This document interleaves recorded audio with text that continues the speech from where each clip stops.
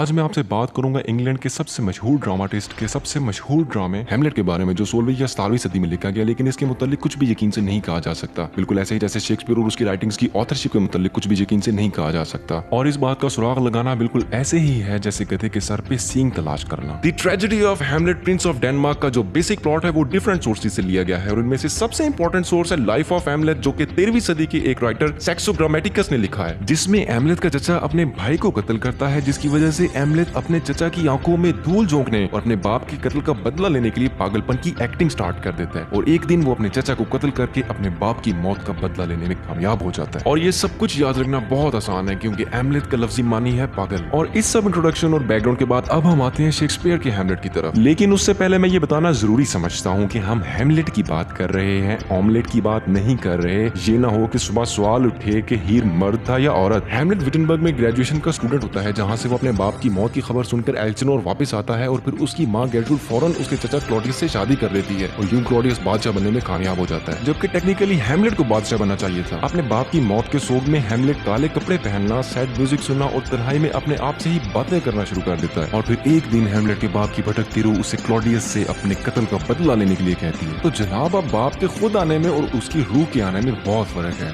इस पहेली को सुलझाने के लिए हैमलेट पागलपन का ड्रामा रचाना शुरू कर देता है, और ना सिर्फ खुद ड्रामा करता है बल्कि ड्रामा करने वाले कुछ लोग भी बुला लेता है, जिससे वो इस बात का तयन करेगा कि क्या वाकई ही क्लॉडियस ने उसके बाप को कत्ल किया है। जब ड्रामा पार्टी वो सीन दोहराती है जिसमें भाई ही भाई का कत्ल करता है, तो क्लॉडियस वहां से उठकर चला जाता है, जिससे हैमलेट का शक यकीन में बदल जाता है। गेर्ट्रूड हैमलेट के पागलपन का सुराग लगाने के लिए जब उसे बातें कर रही होती है, तो हैमलेट पर्दे के पीछे से एक आवाज सुनता है, और ये समझ कर के वहां क्लॉडियस छुपा बैठा है आखिरकार पर्दे में छुरा घोंप देता है। लेकिन उसकी बदकिस्मती ये कि पर्दे के पीछे क्लॉडियस नहीं पोलोनियस होता है। पोलोनियस जो ड्रामे में खुद कहीं भी इख्तिसार से काम नहीं लेता, लेकिन जिसका सबसे मशहूर डायलॉग है brevity is the soul of wit, यानी इख्तिसार ज़राफ़त की जान है। सो गेर्ट्रूड सोचती है कि हैमलेट को कुछ अरसा शहर से बाहर चले जाना चाहिए, और हैमलेट के चले जाने के बाद एल्सिनोर में मौत और आंधियों के बादल मंडलाने लगते हैं। लेकिन जब हैमलेट वापस आता है तो वो देखता है कि पोलोनियस की बेटी ओफिलिया ने खुदकुशी कर ली है, और उसका भाई लेयर्टिस हैमलेट को ओफिलिया की मौत का जिम्मेदार समझते हुए उसकी जान लेने पर तुला हुआ है। तो इस मसले को सुलझाने के लिए क्लॉडियस लेयर्टिस और हैमलेट के बीच फेंसिंग यानी शमशीर जनी का मुकाबला करवाता है, और लेयर्टिस की तलवार और हैमलेट की शराब को जहर आलूद करवा देता है। हैमलेट जहर आलूद तलवार से जख्मी होने के बाद उसी तलवार से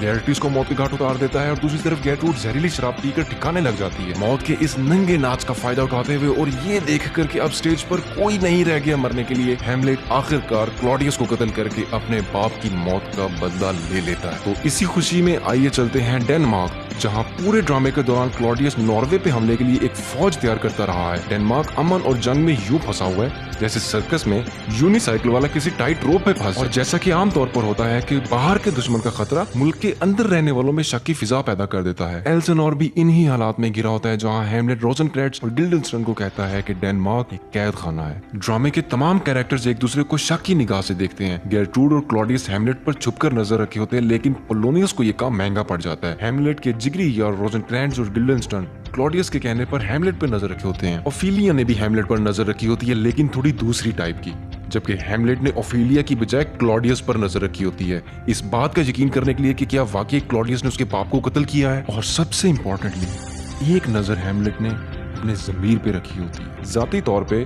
मैं हैमलेट में कुव्वत इरादी ना होने से ज्यादा उसकी खुद परस्ती से मुतासिर होता हूँ, और ये सारी कहानी चलाने का मकसद डेनमार्क पे क्रिटिसिज्म कम, जो कि एक बहुत अच्छी जगह है, बल्कि एलिजाबेथन इंग्लैंड पर ज्यादा है, जहां शेक्सपियर के दौर में एक दूसरे पर नजर रखना और शक की निगाह से देखना रोज का मामूल बन चुका था। इस गठजोड़ में सबसे बड़ा हाथ उन लोगों का है जो क्वीन एलिजाबेथ और चर्च के खिलाफ साजिशों में मसरूफ थे, जिनको बेनकाब करने के लिए क्वीन एलिजाबेथ ने जासूसों की एक फौज तैयार कर रखी थी। यहाँ तक कि क्रिस्टोफर मार्लो, जो कि शेक्सपियर का राइवल समझा जाता है, भी एक जासूस था। तो बेसिकली डेनमार्क की ये स्टोरी रिप्रेजेंट करती है शेक्सपियर के दौर के हालात को, जहाँ शक की बुनियाद पर लोगों पर मुकदमा चलाना और फांसी चढ़ाना कौमी वतीरा बन चुका था। लेकिन इसके साथ साथ ये ड्रामा दोगलेपन और खुद आगाही जैसे मौजूआत पर भी रोशनी डालता है, और यही चीज शेक्सपियर के ड्रामों की खसूसियत है कि जिनमें ये सवाल उठाया जाता है कि क्या इंसान अपनी जात में वक्त के साथ साथ तब्दील होने की सलाहियत रखता है या नहीं। क्या जो इंसान हम आज से 5-10 बरस पहले थे वही इंसान आज भी है, और जब हम आईने में खुद को देखते हैं तो क्या वो हमारी ही जात का एक अक्स होता है। क्या आप आईने में उस इंसान को देख रहे हैं जो आप खुद को तसव्वुर करते हैं, या आपके अंदर कोई और इंसान छुपा है। सो इस ड्रामा में 2 हैमलेट हैं। हो गए ना कंफ्यूज, लेकिन कंफ्यूज होने की जरूरत नहीं, मैं एक्सप्लेन करता हूँ। एक बादशाह हेमलेट जिसे उसका भाई क्लॉडियस कत्ल करता है और दूसरा उसका बेटा जो इस ड्रामा का हीरो है और अपने बाप यानी किंग हेमलेट के कत्ल का इंतकाम लेता है। और हमारे इस हीरो की जात खुद दो हिस्सों में तकसीम है, एक वो जो क्लॉडियस से अपने बाप के कत्ल का इंतकाम लेना चाहता है और दूसरा वो जो कहता है चलो छड्डो मिट्टी पाओ। और दूसरी तरफ जब ड्रामा पार्टी क्लॉडियस के सामने ड्रामा परफॉर्म कर रहे होते हैं तो वो भी दरअसल इस सोसाइटी का अक्स दिखा रहे होते हैं जिसमें ये तमाम वाकयात जन्म लेते हैं। ड्रामा में जाहिर होने वाले ये तमाम अक्स हेमलेट की जात में मौजूद मुख्तलिफ पहलुओं पर रोशनी डालते हैं जो अपने आप को समझने और इन हालात में अपने किरदार को खोजने की कशमकश का शिकार है। तो आखिर वो क्या वजूहात है जिनकी बुनियाद पर हेमलेट को शेक्सपियर का मास्टरपीस माना जाता है? सबसे पहली वजह है एफरिज्म यानी कम लफ्जों में बड़ी बात या आइडिया कन्वे करना, दूसरी है इसकी लैंग्वेज